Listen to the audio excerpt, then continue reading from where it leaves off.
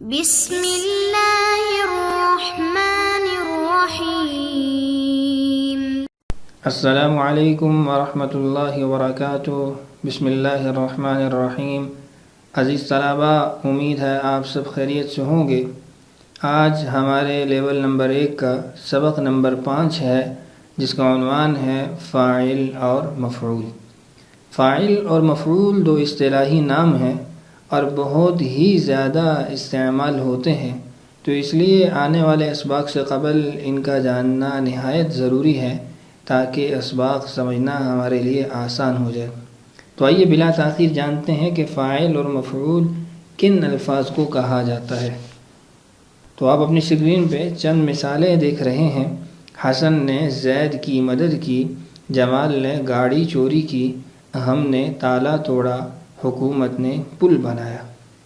اب یہ چند جملے آپ کی اسکرین پہ ہیں، ان میں سے ہر جملے کے اندر غور کرتے ہیں اور جو الفاظ استعمال کیے گئے ہیں ان الفاظ کا کام، کردار جملے کے اندر دیکھ کر ان کو اصطلاحی نام دیتے ہیں اور جانتے ہیں کہ لغت کے اندر اور گرامر کے اندر ان الفاظ کو ان کے اس عمل اور کردار کی وجہ سے کیا نام دیا گیا ہے۔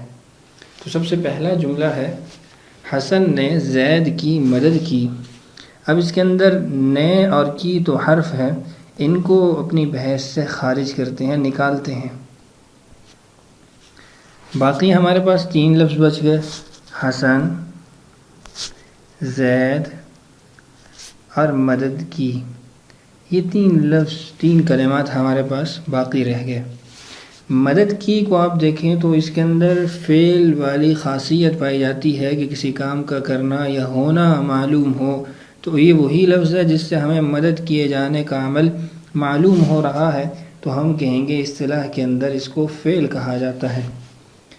حسن کا کیا کردار ہے اس جملے کے اندر؟ تو حسن اس جملے کے اندر مدد کرنے والا ہے۔ حسن نے مدد کی، تو حسن مدد کرنے والا ہے، تو جو فعل کو کرنے والا ہو اس کو گرامر کے اندر فاعل کہا جاتا ہے۔ پیچھے رہ گیا زید۔ زید ایسا نام اور ایسی ذات ہے اس جملے کے اندر جس کے اوپر مدد کرنے کا فعل واقع ہوا ہے، ظاہر ہوا ہے، جس پر صادر ہوا ہے۔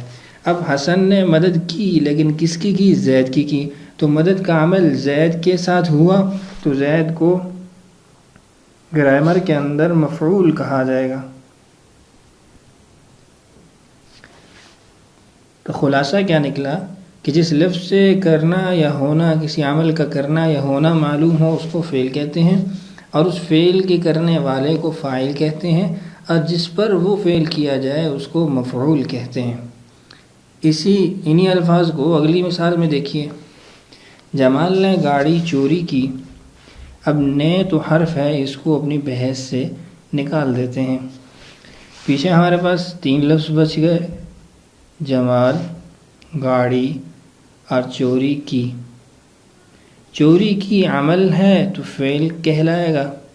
چوری کرنے والا کون ہے؟ اس عمل کو کرنے والا کون ہے؟ جمال ہے، تو قاعدے کے مطابق اس کو فاعل کہا جائے گا۔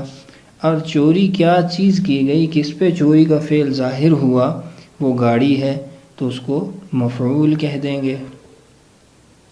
اسی طریقے سے اگلی مثال دیکھیے، ہم نے تالا توڑا۔ نے کو نکالیے چونکہ یہ حرف ہے۔ پیچھے 3 ہمارے پاس لفظ باقی رہ گئے، ہم، تالا، توڑا۔ توڑنا عمل ہے تو فعل کہہ دیں گے۔ اب توڑنے والا کون ہے؟ ہم، تو ہم کو فاعل کہہ دیں گے کیونکہ توڑنے کا عمل ان سے صادر ہوا۔ اور تالا، یہ اس پہ ظاہر ہوا عمل کہ ٹوٹا تالا ہے، تو جو ہم نے توڑا وہ تالا تھا۔ تالا تھا تو تالے پہ عمل ظاہر ہوا تو اس کو مفعول کہہ دیا جائے گا۔ اسی طریقے سے اگلی مثال دیکھیے، حکومت نے پل بنایا۔ نے کو نکالیے، یہ حرف ہے۔ پیچھے ہمارے پاس 3 لفظ ہیں، حکومت، پل، بنایا۔ بنانا عمل ہے، فعل بن جائے گا، اور بنانے والا کون ہے؟ حکومت ہے، تو فاعل کہلائے گی۔ بنایا کیا ہے، کس پہ بنانے کا عمل ظاہر ہوا، تو پل کو مفعول کہا جائے گا۔ تو امید ہے ان 4 مثالوں سے بات آپ کے ذہن میں آ چکی ہوگی کہ فاعل فعل کے کرنے والے کو کہتے ہیں، اور جس پر فعل صادر ہوتا ہے، ظاہر ہوتا ہے، اس کو مفعول کہا جاتا ہے۔ کچھ اور مثالیں بھی دیکھ لیجئے۔ میں نے گاڑی خریدی، نئے حرف ہے، اس کو بحث سے خارج کیجئے، نکال دیجئے۔ اور میں گاڑی خریدی، 3 لفظ ہمارے پاس بچ گئے۔ خریدنا عمل ہے تو فعل کہلائے گا، اور میں فاعل کہلائے گا چونکہ عمل کرنے والا ہوں، اور گاڑی مفعول کہلائے گی چونکہ اس پہ فعل ظاہر ہوا ہے۔ اسی طریقے سے آپ کو حسن نے بلایا ہے۔ اب کو اور نے یہ دو تو ہو گئے حرف۔ آپ حسن بلایا، اب بلانا عمل ہے، اس کو ہم فعل کہہ دیں گے، اور بلانے والا حسن فاعل کہلائے گا، اور جس کو بلایا گیا وہ آپ ہے، اس کو مفعول قرار دیں گے۔ تو فعل، فاعل، مفعول 3 الفاظ ہیں، 3 کلمات ہیں جن کو آپ نے اچھے طریقے سے مثالوں میں دیکھ لیا۔ اب آگے ان کی تعریف دیکھیے۔ فاعل فعل کو کرنے والا، اور مفعول جس پر فعل کا اثر واقع ہو۔ ان کی تعریف مکمل طور پہ دیکھ لیجئے۔ فاعل ایسا اسم جو اس شخص یا چیز کو ظاہر کرے جس سے کوئی فعل واقع ہوا ہو، یعنی کوئی کام اس سے ظاہر ہوا ہو، صادر ہوا ہو۔ اور مفعول ایسا اسم جو اس شخص یا چیز کو ظاہر کرے جس پر کوئی فعل واقع ہوا ہو۔ دونوں میں فرق کیا ہے کہ ایک کے اندر فعل کرنے والا ہے، اور ایک کے اندر جس پر فعل کیا گیا ہے، جس پر فعل ظاہر ہوا ہے۔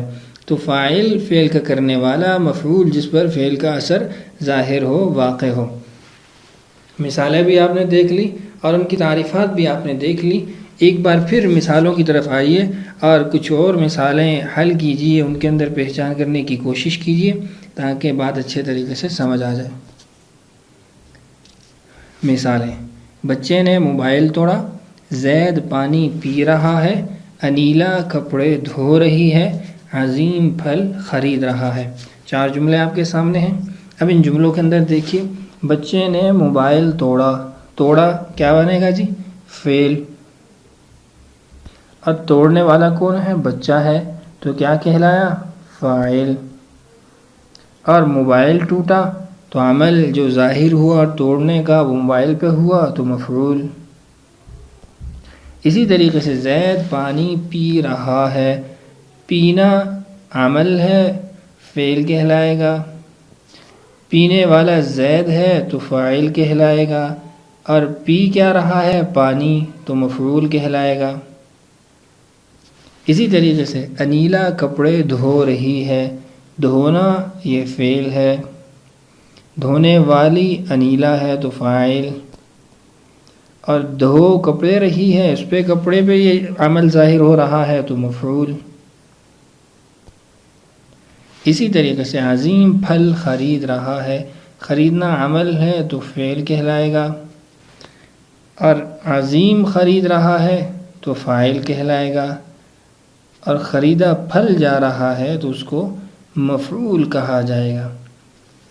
تو عزیز شرکاء، امید ہے کہ آپ ان مثالوں سے اور ان تعریفات سے بات کو اچھے طریقے سے سمجھ چکے ہوں گے۔ خلاصہ یہ ہے کہ فاعل اس اسم کو کہا جاتا ہے، اس نام کو کہا جاتا ہے جس سے فعل واقع ہو، جس سے یعنی فعل ظاہر ہو، اور مفعول اس کو کہا جاتا ہے جس پر فعل واقع ہو، جس کے اوپر فعل ظاہر ہو۔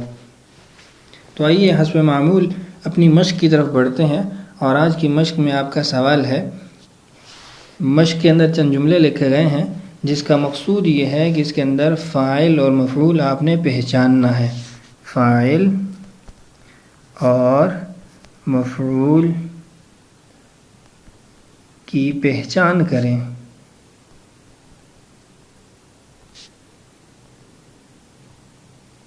فاعل اور مفعول کی پہچان کریں۔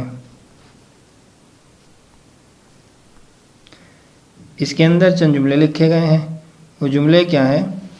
میں نے دروازہ کھولا، علی نے حسن کی مدد کی، میں سبق سن رہا ہوں، تم حج پر جا رہے ہو، حسین سبق یاد کرے گا، بکر نے زید پر ظلم کیا۔ یہ 6 جملے ہیں، ان کے اندر آپ نے فعل اور مفعول کی تعیین کرنی ہے۔ ہر جملے کے اندر فاعل تلاش کرنا ہے اور مفعول تلاش کرنا ہے، اور پھر ان کی تعیین کر کے وجہ بتانی ہے کہ یہ کیوں فاعل ہے اور کیوں مفعول ہے۔ تو آج کے سبق میں ہم نے فاعل اور مفعول پڑھا اور اس کی کافی مثالوں پہ مشق بھی کی، تمرین بھی کی۔ اب آپ کی مشق یہ ہے کہ آپ اس کے اندر فاعل اور مفعول کی پہچان کریں۔ اللہ تعالی ہمارے لیے سمجھنا اور سمجھانا آسان کرے، اور اللہ تعالی ہم سب کا حامی و ناصر ہو۔ اجازت دیجیے، السلام علیکم ورحمۃ اللہ وبرکاتہ۔